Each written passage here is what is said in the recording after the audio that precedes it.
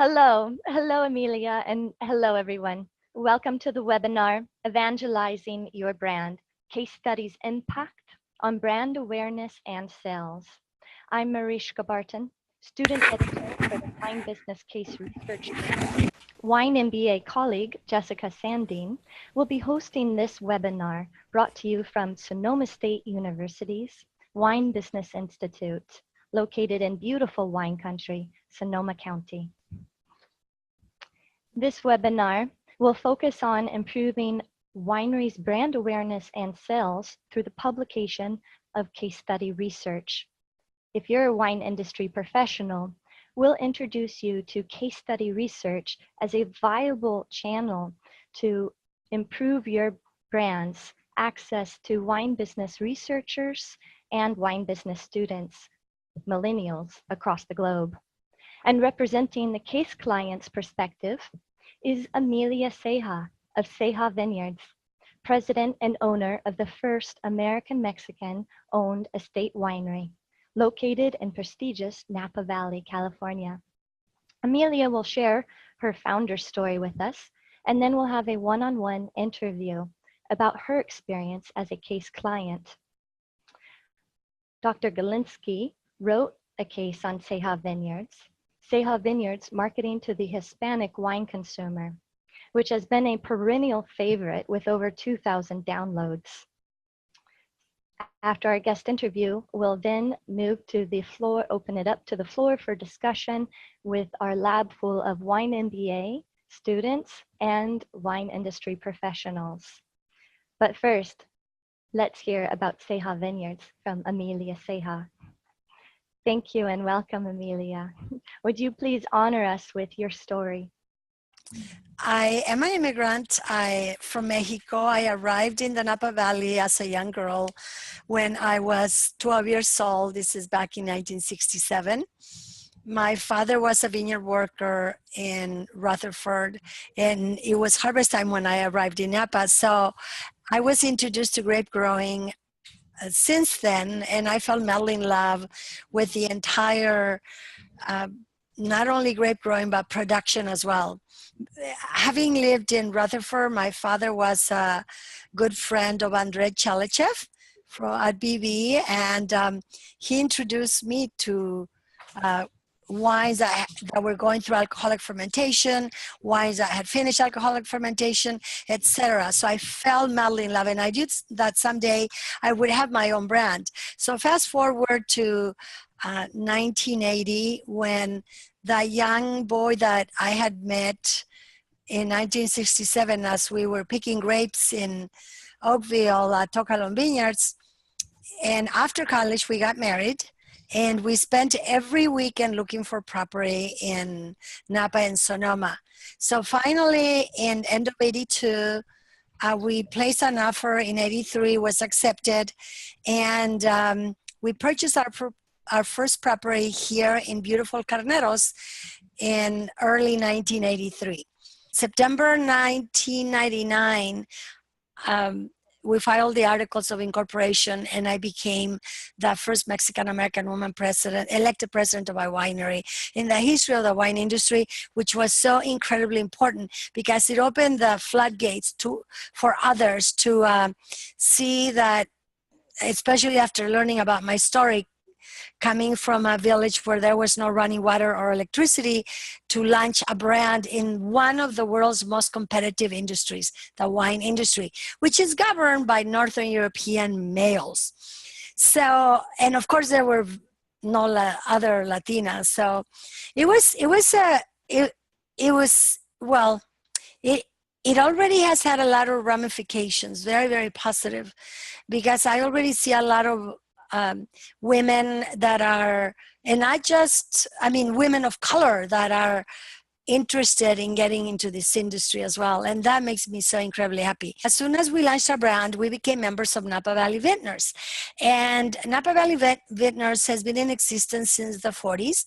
It was started by 9 true visionaries here in Napa, one of them being Robert Mondavi, Louis Martin, and a few others. So I was so excited going to my very first official meeting once we became members of Napa Valley Vintners. And each new member is assigned a mentor. So I was, and all the mentors come from the board. So I was assigned a pretty renowned member of the, that has had a lot of history here in Napa Valley. And the first meeting, which was in January, was held at Meadowwood. So we were meeting for breakfast. And I was so excited about meeting I had met this mentor, but I had not really gotten to know this mentor.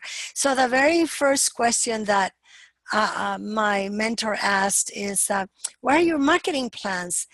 And I was thrilled to have had the statistics from the 2000 census, which showed that this is in the 2000 census, that there were nearly 40 million Hispanics in the US, and which have been totally ignored by the wine industry. Because the wine industry, there's still a lot of elitism and arrogance, even now as we speak today. And that's what we need to get rid of, because then there are going to be so many more new consumers. But anyway, so I was going on and on. Well, it's like a country within a country.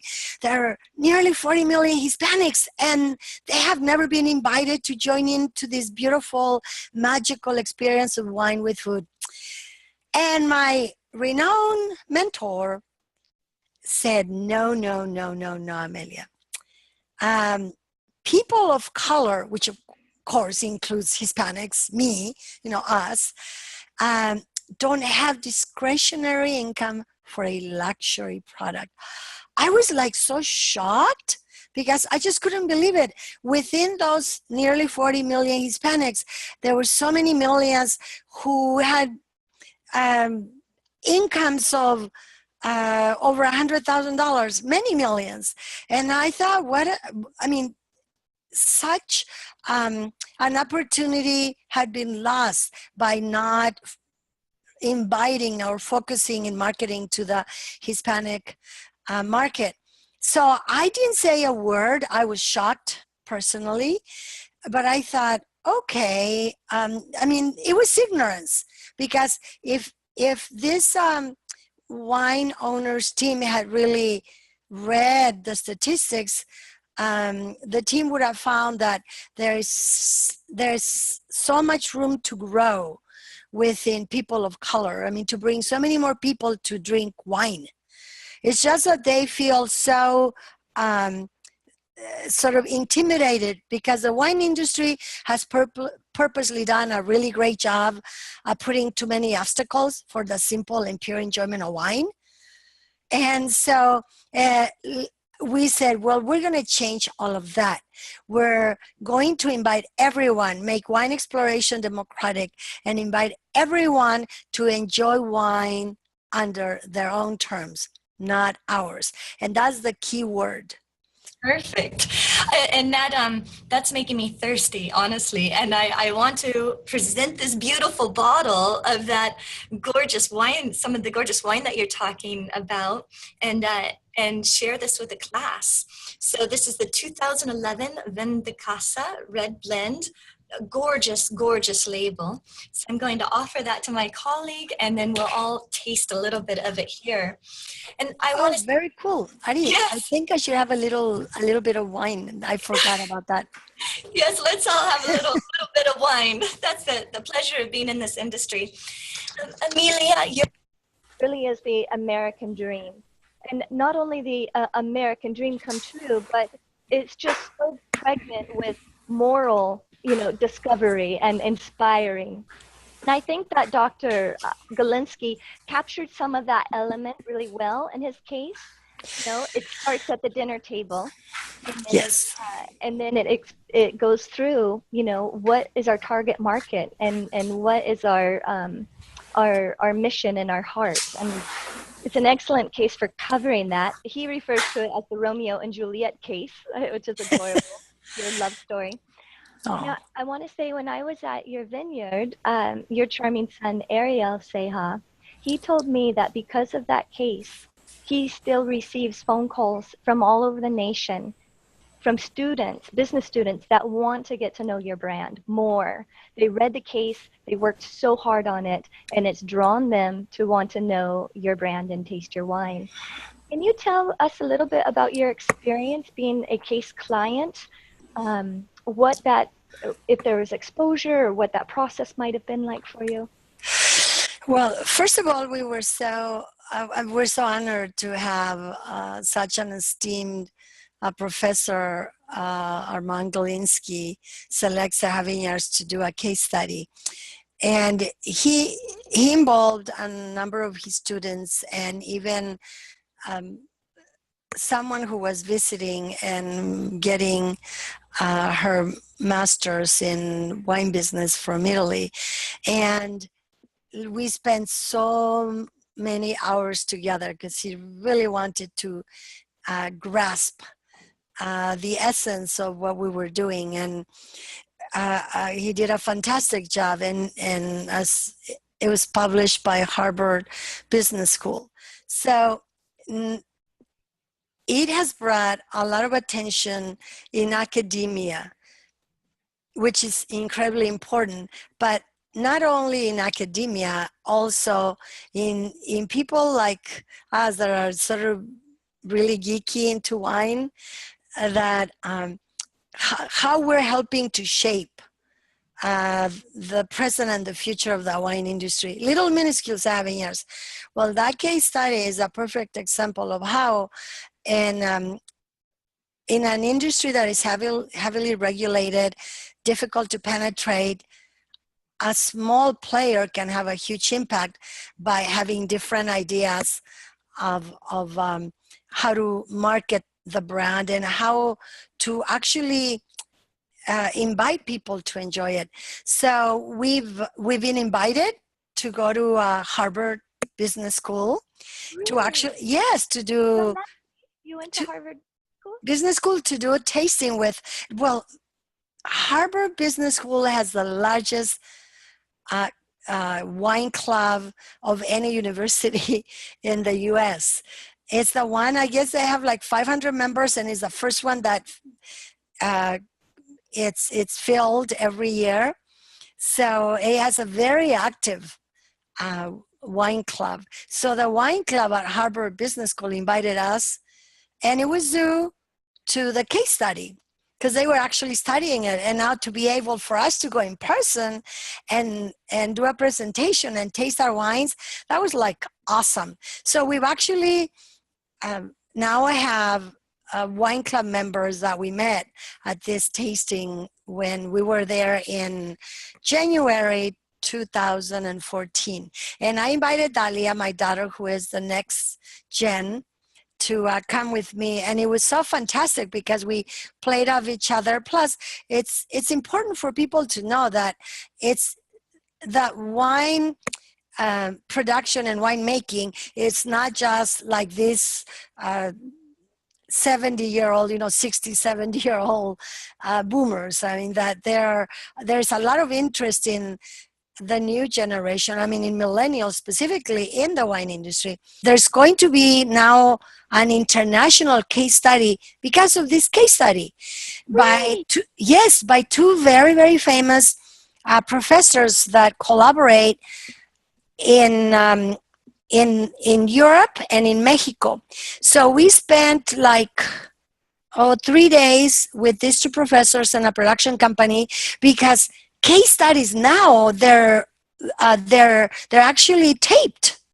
Now, when we were doing it with Armand, that was not the case. But I guess now things with technology have changed dramatically, and all new case studies that are being done by these two universities, they're taped. So we spent 3 days, and it's being edited and it's being written, and it's going to be used pretty much in all Latin America. Universities where there's an executive MBA program, it'll be available. And really cool that it'll be in about 17 countries in Northern and Eastern Europe, because it's a renowned professor from Spain that collaborates with this renowned professor from Mexico, and they co-author case studies together. So I'm very excited about that. This has just happened within the last couple of months, but it'll take easily about a year for this to all gel. So I'm super excited about that because it'll take our brand globally, where other students that are really interested in the business of wine will have a chance to learn about us. And it's going to be focused in something else that we're changing, which is really cool. So yes, case studies are incredibly impactful to the businesses that are profiled, and we are so forever grateful to have Armand find us and just be adamant about doing a case study on Ceja Vineyards. Fantastic. Amelia, on that note, I want to transition over, hand it over to Jessica, and she'll open it up for the Q&A. Excellent. Thank you, Mariska and Amelia, for your time and your unique perspective tonight. To summarize some key points that we covered, Amelia noted the winery continues to have great exposure through the medium of being a case client. The experience was extremely valuable for Ceja Vineyards being a case client, and they were able to take away some key findings and be able to apply it to their business using a strategic marketing approach while still staying true to their brand and their mission statement, and by using real data to give them the confidence to continue with their marketing plan and to target the Hispanic community and really stay with what they believe in. As we can see, the relationship between the academic world and the wine industry is important and evolving to give business owners more insight to the trends in the wine industry and give them exposure to new consumers. So, Amelia, thank you so very much for your time tonight. It was such a pleasure to listen to your story, and I wish you the best of luck in your new endeavors. So for more information about Ceja Vineyards and the wine, please visit your website, cejavineyards.com, or the winery, open Friday, Saturday, and Sunday, 11 a.m. to 5 p.m. Links will be provided on social media as well to learn how to become a case client and evangelize your brand across the globe with wine students. Please visit the Wine Business Case Research Journal. Thank you to Amelia and to everyone attending tonight. Remember to visit the website, visit them in person at the winery, and look for us on social media. Thank you. Absolutely. Cheers. Thank you, Amelia. Thank you so much. Thank you, Mariska. Thank you, Jessica. And that blend is Pinot Noir Syrah and a splash of Merlot. It's delicious. So yummy.